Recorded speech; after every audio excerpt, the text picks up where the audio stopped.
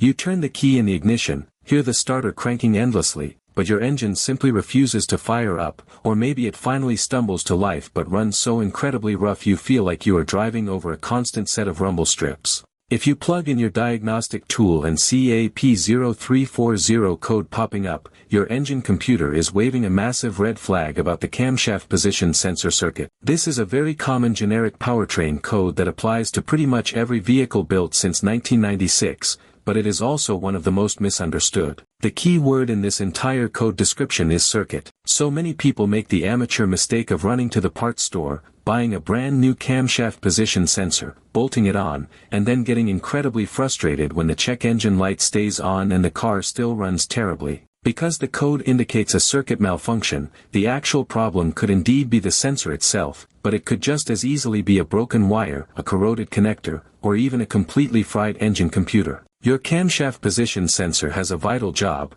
It constantly reads the exact rotational position of the camshaft and sends that data to the computer so it knows exactly when to fire the spark plugs and fuel injectors. Without that accurate signal, your engine is completely blind, resulting in hard starts, severe misfires, and a total loss of power. If you want to tackle this like a pro and avoid wasting your hard-earned cash, you need to put the parts cannon away and do some real diagnosing. Start with a meticulous visual inspection of the entire wiring harness leading to the sensor. Look for wires that have been chewed by rodents, rubbed bare against moving engine parts, or connectors that are packed full of green corrosion. Sometimes, the fix is literally just pushing a loose connector back together until you hear it click. If the wiring looks solid, grab a digital multimeter and check the circuit for proper continuity and voltage. You want to make sure the sensor is actually receiving power and a solid ground. Take your time, test the electrical connections thoroughly, replace damaged wiring if necessary, and only replace the sensor once you have proven it is the weak link.